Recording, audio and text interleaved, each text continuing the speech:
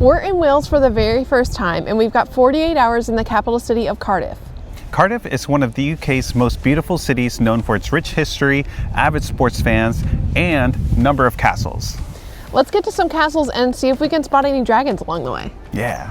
Hi everyone, if you're new here, welcome. We're Rico and Alex. We're a travel couple based out of Nashville, Tennessee. We've been married since 2017 and have since made it a priority to see as much of the world as we can despite having a regular 9 to 5. We started this channel to share the very best from our travel adventures, hoping to inspire you to take the leap and have some amazing adventures of your own. So like this video and subscribe to our channel to keep up with where we're off to next. Now, let's talk about how to spend 2 days in Cardiff, Wales. So the first thing that we did in Cardiff was to explore the city center, and we also grabbed a snack at Cardiff Market. And as we were walking towards Cardiff Market, it was such a nice welcome to Wales, the Welsh flags lining both sides of the street. And you had the Cardiff Castle in the backdrop, just kind of in the background there. So it was really cool. It was a nice welcome to the city, that's for sure. And then we walked into Cardiff Market, which is a Victorian indoor market that has been operating for more than 100 years. You can find more than 60 independent vendors selling a variety of products like traditional Welsh cuisine, street food, produce, vintage clothing, and more. Yeah, so we stopped by the bread stall for our first of many Welsh cakes and a steak pasty. It's got like steak, potatoes, onions, I don't know what else, other stuff. Need a little snack, and we also have some Welsh cakes here that we'll try it later. What do you think about the Welsh cakes? We had seen people try them in videos, and I didn't know, is it going to be like a pancake? Is it going to be like a biscuit? Is it a cookie? What is it? It's all of those things. It's kind of a fusion of a scone and a pancake, and there's all these different mix-ins, like sometimes they have blueberry or date or chocolate chip. They were great, especially if you could find them hot, like freshly made and warm. That was the best. Yeah, we've tried them in several places across Wales, so we'll be talking about them some more. But yeah, definitely great hot. But we even got some from like a little grab and go place, pre-packaged, and those were also really good though. So definitely wish we had those here in the States too. And if you're gonna try Welsh cakes, don't be afraid to branch out, because my favorite flavor that we tried was actually the white chocolate strawberry, and that is not a flavor I would typically go for. I'm not a white chocolate person, but the white chocolate strawberry one was really good. So we just had a few Welsh cakes from Fabulous Welsh Cakes. But we ate them so fast that we don't have them to show. They were that good. We tried the cranberry white chocolate. That was my favorite. Cranberry white chocolate's been my favorite. And a dark chocolate caramel. And then they had a gluten-free, dairy-free option, which was pretty good, all things considered. But the other ones were warm, so that makes a big difference. That does make a difference. But yeah, the cranberry white chocolate was exceptionally good. So. And our next stop was Cardiff Bay. Well, this is one where we weren't sure we were going to make it out because we didn't know what the weather was going to look like. Luckily, we had pretty nice weather while we were there for this first day in Cardiff. So we decided to go out there. It's about a 15-minute drive from the city center. So we picked up our car rental and nervously made our way over there. It was our first time driving on the opposite side of the car, on the opposite side of the road, but we made it. Yeah, we made it. Cardiff Bay was once famous for exporting coal to the rest of the world. It's now a popular place for tourists and locals to visit, relax, shop, eat, all the above. And there was quite a few, I would say, highlights to visit, including the Wales Millennium Center, the Wales National Arts Center, Mermaid Quay, which is a waterfront development consisting of restaurant, bars, shops. We even heard some live music coming from there. Big highlight for me was Fabulous Welsh Cakes. Definitely try to stop there. Fabulous Welsh Cakes. They also have a location in central Cardiff. If you're visiting the castle, the other location is right by the castle. You'll see it when you come out. So yeah, and still really good. Other attractions included the Senedd, which is home of the Welsh Parliament, so where decisions are made for Wales. This is free to visit. Also just a cool building to check out while you're over there. And the Norwegian Church, which is a key landmark building. Famous children's author Roald Dahl was born in Cardiff to Norwegian parents and was actually baptized here. There was a nice little cafe in the church and a little, tiny little museum at the top just about some of the history of the area. So up next, we were wanting to try some Nashville hot chicken in Wales that we had heard about. But first, on our way there, we stopped at Alexandra Gardens. It's a park that's been open since 1910, named after Queen Alexandra. and also maybe named after Alexandra from Rico and Alex. Yeah, maybe.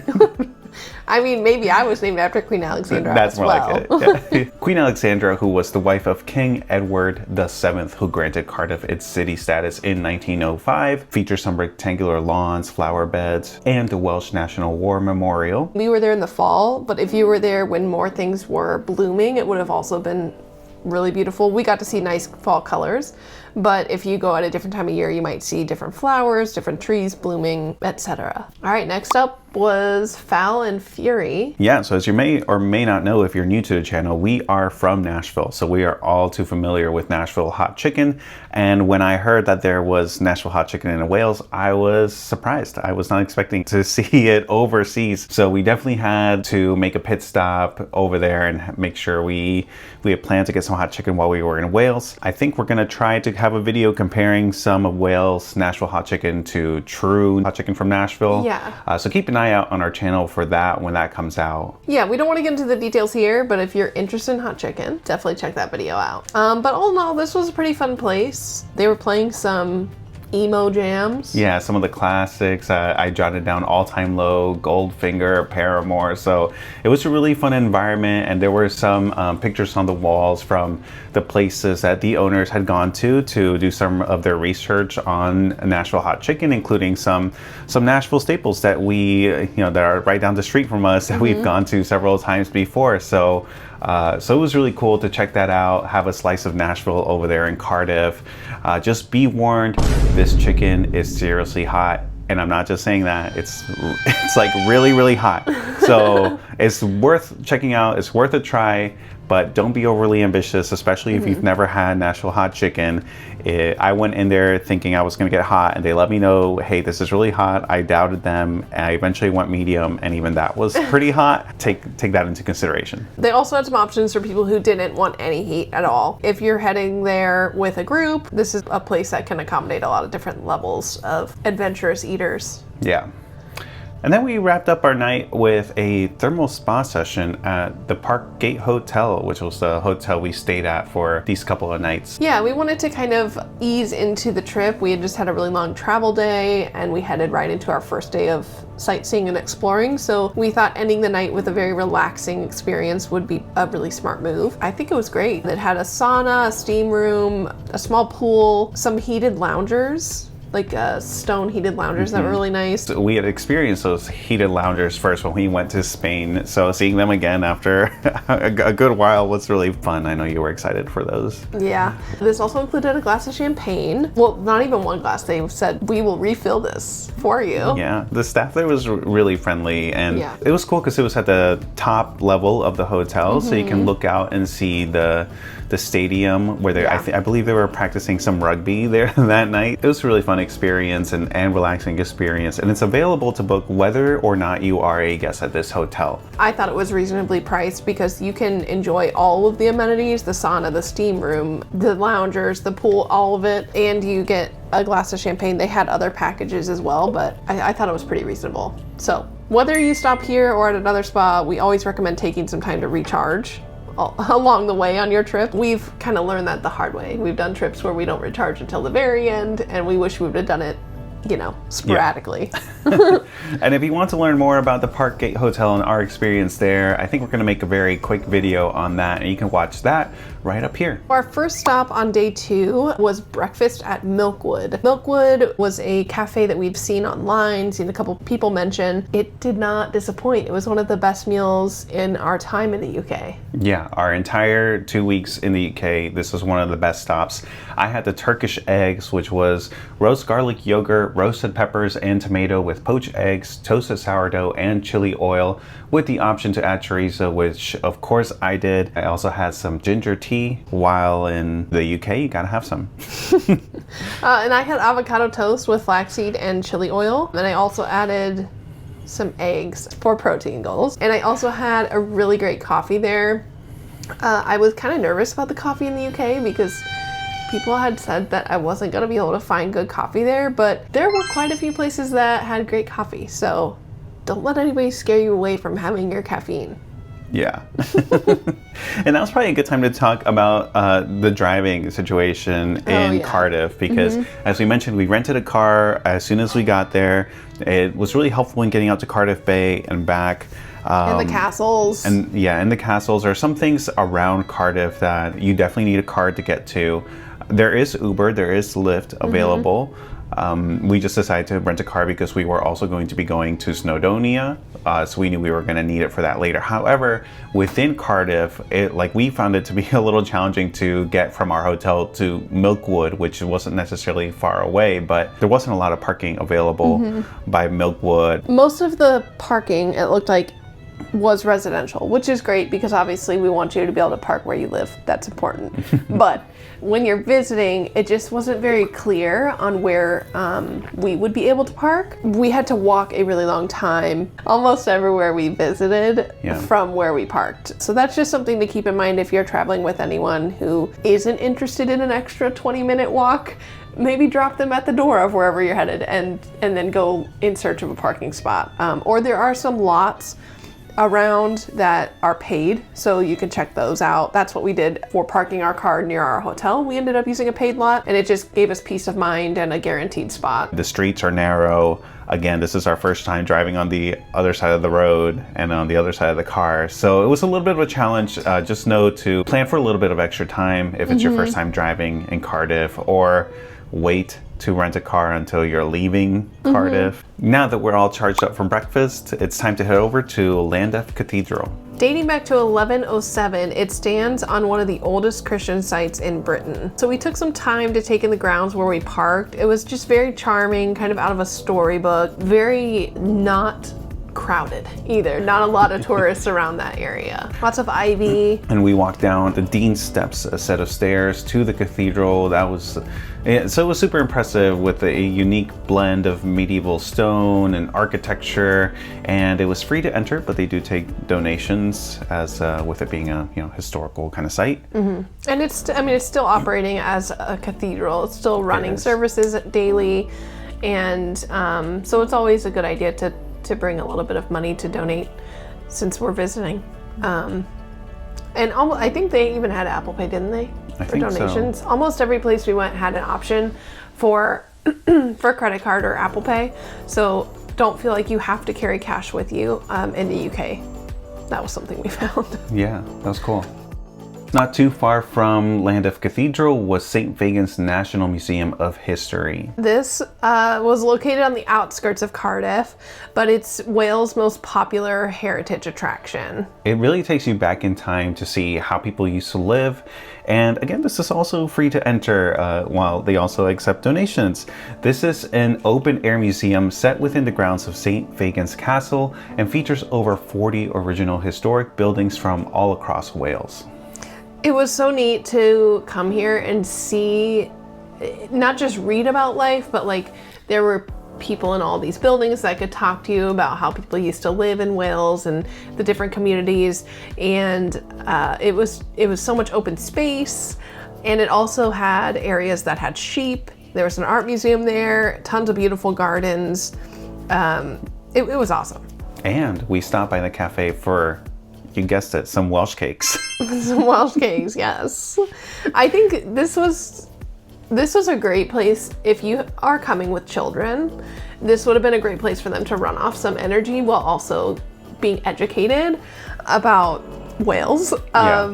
Because it's not like a normal museum. It's totally outside, but you get to walk through all these different buildings. When you cross over to see St. Fagans Castle, it's a whole nother level of architecture and stuff that you're seeing. All right, we are at St. Fagans. It is it's called a museum, but what it really is kind of a picture of what Welsh life used to be like.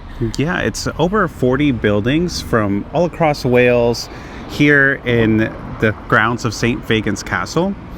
And it's really cool because you get to see over the hundreds of years how the Welsh people lived and different historical events that had taken place and how those affected a way of life. Yeah, and so we're just about to head into St. Fagans Castle and explore the castle grounds and gardens too. Yeah, I really love the castle grounds in particular, just all the flowers and the gardens that were out there.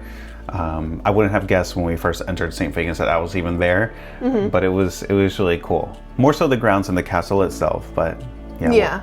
And this was also dog friendly. Yeah, we found out a little bit too late. We could have taken our girls. We could have brought our dogs all the way across the pond. No, but if you are bringing a dog, just know all the dogs in the UK are extremely well behaved. So please make sure you're being a responsible dog owner, because you will stand out like a sore thumb if not. That's true. Yeah. That wasn't the only castle. As we mentioned, Cardiff Castle earlier. It's time to check that out finally. Cardiff Castle is 2,000 years of history right in the center of the city. We don't have anything like that in America at all.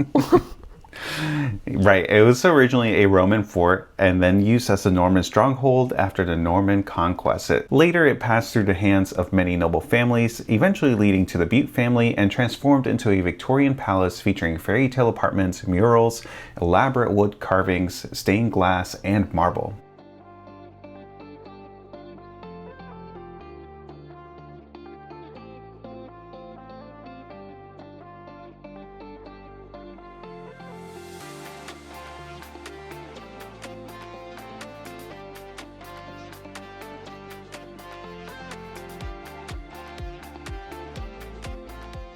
Also, Paddington was there. Paddington was there eating a sandwich.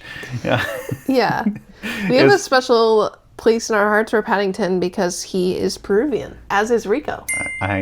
We both are. Yeah, we might be distant cousins. I don't know. But it was fun to learn about that when we went to Peru a couple of years ago. We saw Paddington there. We were like, wait, what's he doing here? And then we found out he's from Peru. So as you can see in his new movie, I think Paddington goes to Peru or something. Not an ad. Not an ad. Yeah, not sponsored. Let us know if that's any good. We haven't seen it yet. But no, this castle was definitely a highlight of our time there. More so the grounds again, and even going to the castle keep, which offered really nice views of the rest of the city and the castle itself. Yeah, the castle keep is up several more steps than the rest, and it's up quite a few stone steps. It's a whole different vibe, but you do get lots of views of the city, lots of views of the castle. So if you have legs that are interested and willing to walk up all those steps, it was worth checking out. Definitely worth it. It's not too bad of a climb, but I can see, like, if you've been going all day, you might not want to do another set of stairs. Or like for mobility issues, I'm pretty sure the castle itself has been made to accommodate people with mobility issues, but the castle keep did not have ramps or anything. So. No, yeah, it's just like a little set of stairs and another spiral staircase, and then you're at the top and you see all the trees in the castle. As for the castle itself, though, we our favorite room was probably the library. Yeah, the library was really neat, and we even saw a wedding there. Yes, it is. It's interesting. It's a popular spot for weddings, and then I found out it's a popular spot for concerts too. Shout out to Funeral for a Friend and Holding Absence, two bands that either have or maybe someday will play over there.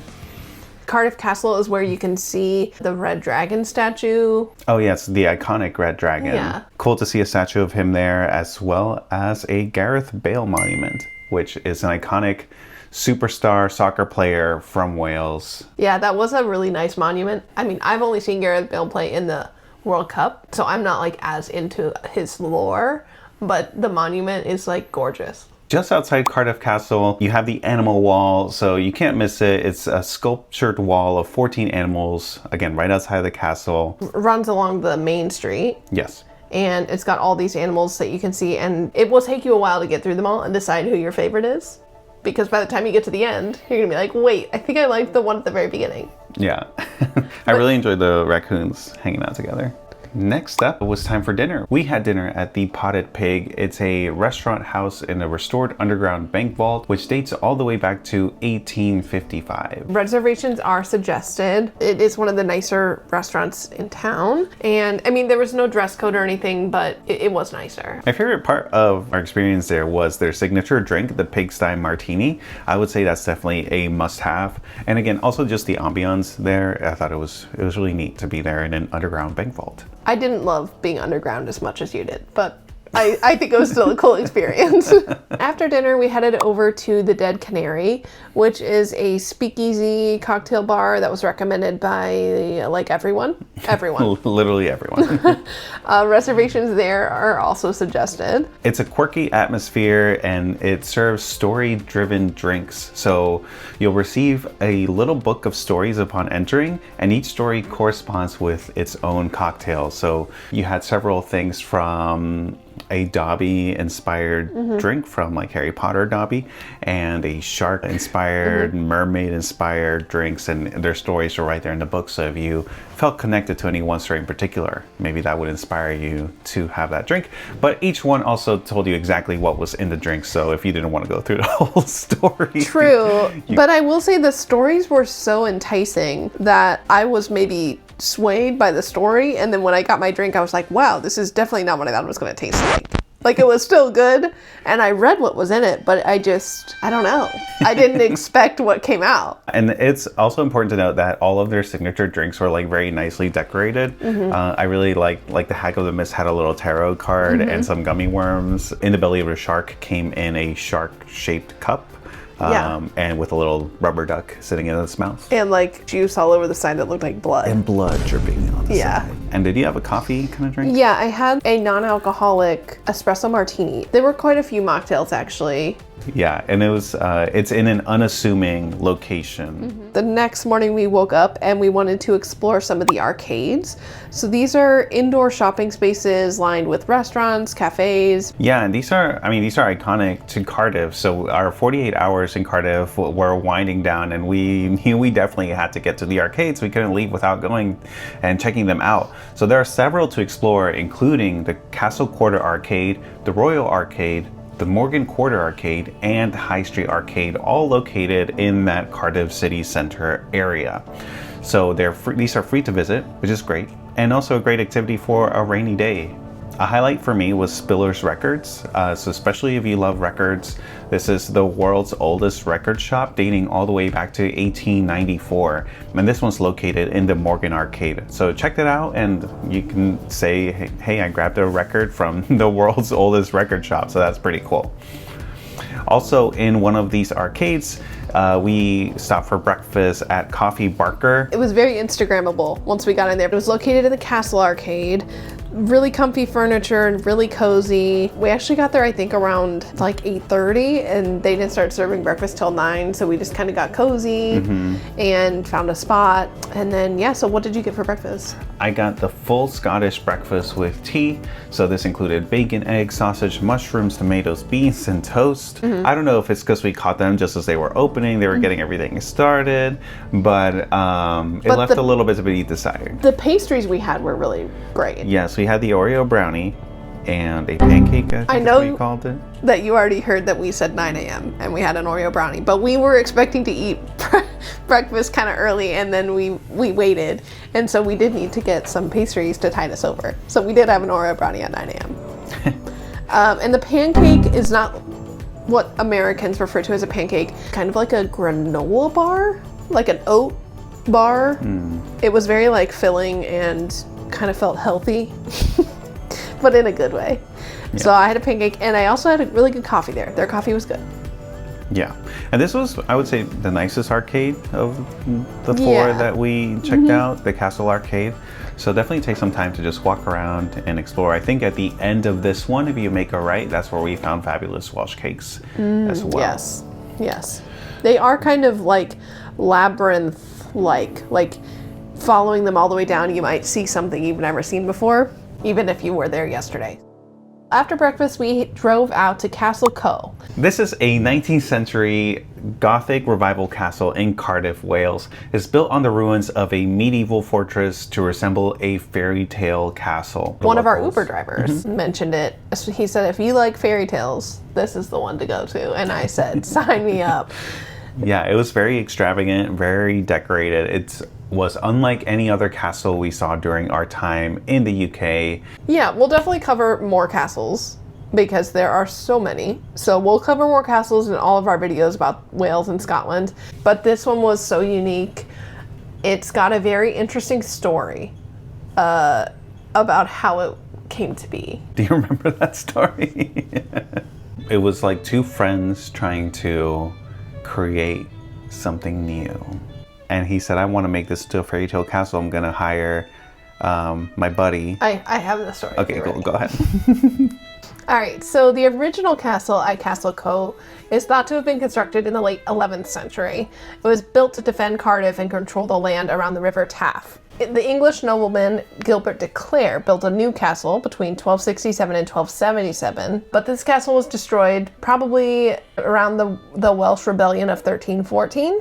The site was acquired by John Stuart, who became the first Marquess of Bute when he married Lady Charlotte Windsor. In 1848, John Stuart's grandson, John Crichton Stuart, the third Marquess of Bute, became Marquess at less than 6 months old and acquired Castle Coch. A few years later, in 1865, John Crichton Stuart met famous architect William Burgess. Together, they worked on revitalizing Cardiff Castle. And then, John Stuart employed Burgess to rebuild Castle Coch as a summer country residence, ultimately letting his imagination run wild. The family rarely spent time here even after it was complete, although it is a masterpiece.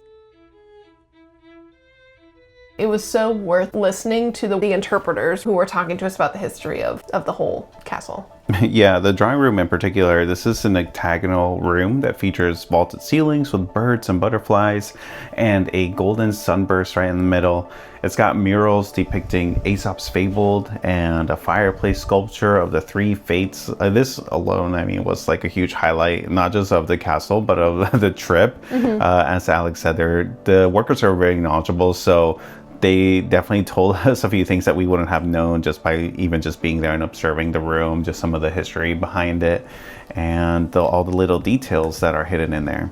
Yeah, and even though this castle was so beautiful, it was actually not very practical because there weren't very many guest rooms, so they would use this castle for parties, but there was nowhere for anyone to sleep, so it wasn't used very often because of course when you throw a huge party you want to have space for people to stay, but that really wasn't the point. The point was just to impress and enchant. I mean, eventually though, Burgess passed away, and I think Bute never ended up staying at the castle. Right. Yeah, it's very interesting, and today more than 60 couples a year get married here. And it was also featured in Doctor Who. Yeah, so if it looks familiar. If it looks familiar, that may be why. Up next, we had another castle to go to, Caerphilly Castle, not too far from Castle Coch. This one was built in the 13th century from 1268 to 1300. And it is the largest castle in Wales, covering a total of 30 acres. So it's 3 times the size of Principality Stadium, which is that stadium that we mentioned seeing from the top of our hotel, which is a big rugby and soccer place. This was definitely leveled up in terms of size. There's just a lot to see. There's a lot of rooms to see, a lot of bones of the castle to see. And it was built on a gravel bank surrounded by artificial lakes and dams to protect against attacks. So there's some water features. So this castle definitely served a different function than Castle Coch. Yeah, and I think when you first learn about a castle, like when you first learn about medieval times and you picture a castle, this is what it was. Yeah, this is the one you think of. There was like a moat, there was a drawbridge, there was stuff that you're like, oh yeah, all that stuff was there. It is also famous for its leaning southeast tower, which tilts at about 10 degrees, which is more than the Leaning Tower of Pisa. Yeah, so we obviously had a little bit of fun taking pictures in front of this tower, trying to hold it up, but it's crazy to see it from a distance. It looks like, I don't know how it has not fallen over. Yeah, yeah. Let's go see some dragons. Yeah. No, really. Just like have like fire out of my mouth. Okay. Let's go see some dragons. Yeah. Yeah. Yeah. There are a couple in there, I think. Let's also go see this dog. There's also a dragon's den with a red and a white dragon. Yeah, this was pretty cool. If you're a dragon fan, this is probably the castle for you. I was not expecting to see the little dragon's den. And while you're there, you can listen to the tale of the Welsh dragon in English and in Welsh. Almost all the castles we went to had really great audio guides. Some were included, some were not. But even if they're not included, it's definitely worth grabbing them because there's just so much information that you'll never get if you're not listening to the audio guide. If you're just like kind of wandering through, you're not going to get the details of, you know, what the room was for or what these dens were for, these dragon dens and all that stuff. So I thought the audio guides were really helpful. Caerphilly Castle is a 25 to 30 minute drive north of Cardiff Centre. So we did this and Castle Cove both on our way to North Wales. And we will also have a full video on what you can do in North Wales and Snowdonia up on our channel. So make sure you subscribe so you can catch that as well. I know Snowdonia doesn't sound like a real place, but it is a real place that we went to. And it's also very magical, very cool. We had a great time. Yeah. Even though we were in Cardiff for just a short amount of time, we were so happy with the amount of things that we were able to get done. However, we did not even come close to all the things that you can do in and around Cardiff. So let us know in the comments what from this list you are excited about or which of these things you would like to do. And if you know any other things you'd like to check out in Cardiff or in Wales, let us know. We'd love to hear about them for our next trip. Yeah, and if you found this video helpful, hit that like button and remember to subscribe to our channel for our next travel adventures that will be coming up. See you next time. Till next time. Bye.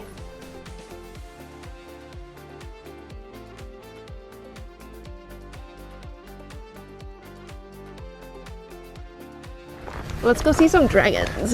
Yeah.